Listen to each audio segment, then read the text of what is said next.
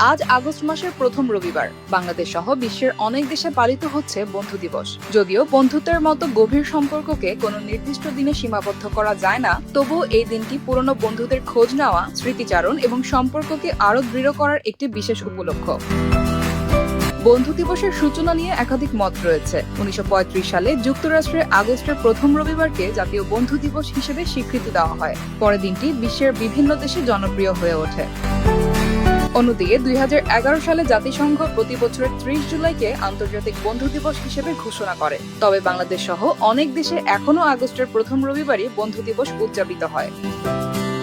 সময়ের সঙ্গে বন্ধু দিবস উদযাপনের ধরনেও এসেছে পরিবর্তন। একসময়ের শুভেচ্ছা কার্ড ও উপহারের পরিবর্তে এখন সামাজিক যোগাযোগ মাধ্যমে ছবি, স্মৃতিচারণ ও শুভেচ্ছা বার্তা ভাগাভাগির মাধ্যমেই দিনটি উদযাপন করেন অনেকেই।